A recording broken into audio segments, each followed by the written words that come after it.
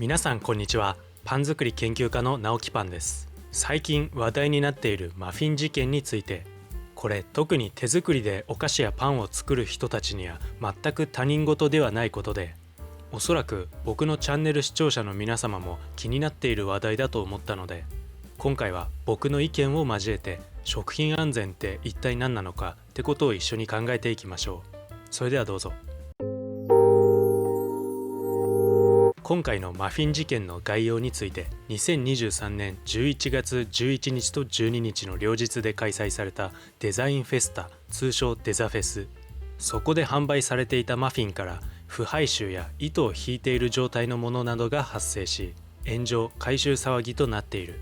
めっちゃざっくり言うとこんな感じですね。そもそもデザフェスって何なのってところですが、東京ビッグサイトにて毎年2回開催されているアジア最大級の国際アートイベントです。アートイベントですから、もちろんフードだけでなくイラストや手芸、粘土細工などなど、あらゆるアーティストがブースを構えて出展する、そんなイベントです。そこで出展していたうちの一つで起こったのが今回の件です。実際にどんな問題が発生したのか。厚生労働省で公開されている食品リコール情報によると、当該ブースにて販売された一部商品について、糸を引いていたり納豆のような匂いがするという申し出や、食後の体調不良、実際に腹痛や嘔吐、下痢が発生していると記載されています。このブースの出展者は何も個人で趣味として作ったものを売っているのではなく、普段は店舗で製造販売しているいわばプロなわけですから、買う側からしたらまさかそんな風になるなんて思わないですよね。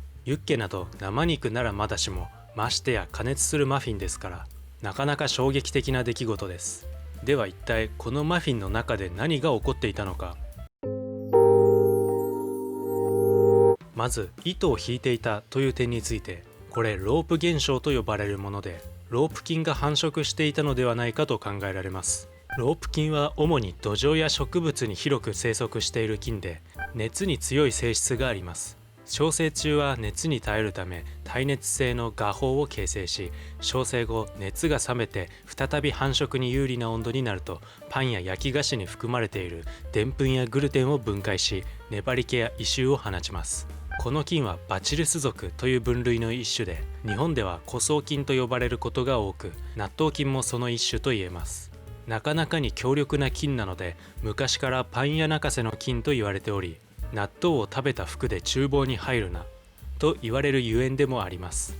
ではこの菌に人に対する病原性があるのかというと、一般的には問題ない場合がほとんどですが、稀に食中毒など何かしらの問題を引き起こす可能性もあるとのことで、 100% 安全とも言い切れません。ただし問題は、同じバチルス属に有名な食中毒菌が他にあるということ。それはセレウス菌です。同じバチルス属ですから、繁殖条件もかなり似ていて、一緒に繁殖していたとしてもおかしくはありません。この菌による食中毒には主に嘔吐型、下痢型の2種類があり、今回の症例報告とも一致していますよね。医学の専門家でもなければ実物も見ていないので断定はできませんが、あらゆる情報から推測して僕はこの線じゃないかなと考えています。ではなぜこのような汚染が発生してしまったのか、その問題点について考えていきましょう。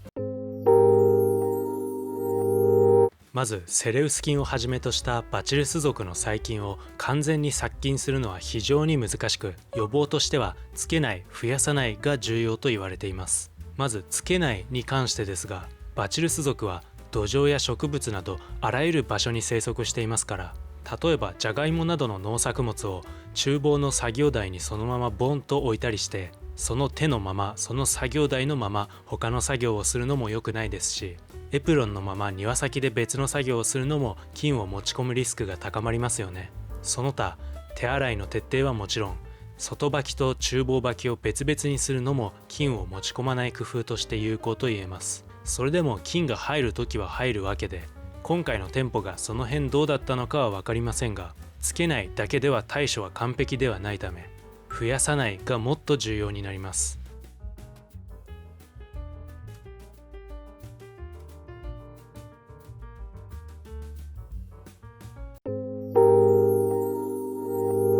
今回疑惑として浮上しているのが、イベント開催の早くて5日前くらいから作り置きをしていたということ、加えてそれを常温保管していたということ、疑惑というか当事者がそのように発表していたそうですが、仮にそれが事実だとすると逆に事件が起こらない方が不思議なくらいだと言えます。一般的な手作りマフィンの常温保管期間はベストは1日、長くても 2,3 日。 Google で検索すればこのくらいの情報は出てきます。一般的なマフィンですら5日も持つとは出てこないのです。常温で何日持つのか、やる前に調べなかったのか疑問が残りますし、当該のマフィンは保存量無添加で、かつ砂糖の量を半分以下に抑えたものであった点も重要なポイントです。砂糖は量を多くするほど生地内の浸透圧を高め、菌の繁殖を抑制することができます。なぜ手作りジャムの多くは砂糖が多いのか。それは安全のため。なぜ糖質控えめとして売られているジャムには保存量が入っているのか。それも安全のため。砂糖を減らすという行為にはそれなりのリスクがあり、それなりの調整が必要であるということは製造者として知っておくべきことです。今回のマフィンは一般的なマフィンより砂糖量が圧倒的に少なかったとのことなので、当然その分だけ日持ちも短くなりますよね。手作りマフィンの常温での日持ちはだいたいどのくらいか、それを事前に調べる行為と砂糖に抗菌作用があるという知識、それらができていれば、砂糖控えめ手作りマフィンを常温で何日も保管するなんてことはできなかったはずです。またこれは今回の件とは別個の問題ですが、無添加を謳ったお店だったそうです。情報が消されており、僕がその事実を確認できていないので断定はできないのですが、少なくとも無添加ではなかったのは断定できます。なぜならベーキングパウダーは食品添加物だからです。他にもバニラエッセンスも香料ですから、使用した時点で無添加ではないし、ベーコンやチョコチップなどあらゆる既製品は無添加ではありません。手作りイコール無添加というよくある勘違いからして、今回の件は圧倒的な知識不足ゆえに起きた人災なんじゃないかというのが個人的な見解です。では運営側の問題はなかったのでしょうか。その辺について見ていきましょう。イベントの運営側はフード出店についてどのような対策をしていたのか。公式サイトを確認すると、食品衛生責任者の資格は条件として設けられているようです。資格証明や商品のアレルギー表記などの詳細情報についても義務付けているようなので、食品衛生の資格もなかったんじゃないかという憶測が一部で見受けられましたが、その可能性はないだろうと考えられます。なので契約上の問題点は特になかったとは思いますが、そもそも食品衛生責任者の資格なんて誰でも取れるんですよね。何時間かの講習を受けて、その後簡単な5問程度の小テストに答えれば誰でももらえます。その問題も非常に簡単なので、講習中に多少寝ても全然合格できますよ。この資格はあくまで食品衛生に関して責任を持ちますよという資格であって、その知識がありますよという証明ではないのです。なので当然ですが、資格は取ってたからいいよねという話でもありません。むしろ有資格者として正しい情報を常に勉強し続ける姿勢を本来なら持っているべきなのです。でも実際それができていない人が大半なようにも思えます。寝てても取れる資格一つあれば誰でも開業できちゃう今の国の制度自体にも問題視する声があるのも仕方ないと思います。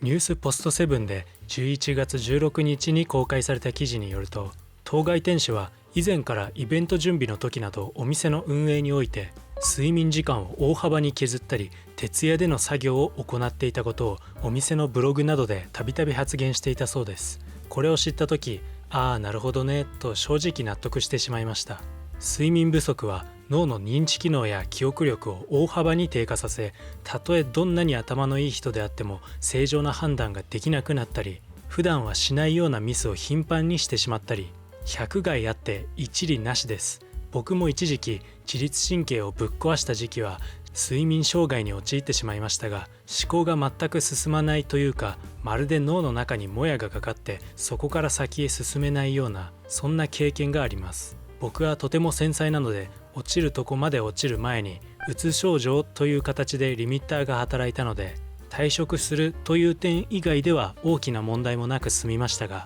人によってはさらに脳へのダメージが蓄積されて理性もモラルも働かなくなりますよ。それぐらい睡眠不足ってやばいんですよ。まあさすがに本件の当該店主はもともとの知識不足が原因の大前提ではありますが、もしかしたら慢性的な脳のダメージ蓄積で正しい判断ができなくなっており、その結果としての常温5日間だった可能性もなくはないですよね。もちろんだからといって許される問題ではないのですが、飲食業界では未だに睡眠時間を削ることが正義みたいな思想が残っているのも事実で、その思想こそ正しいと教える人がいるのも事実。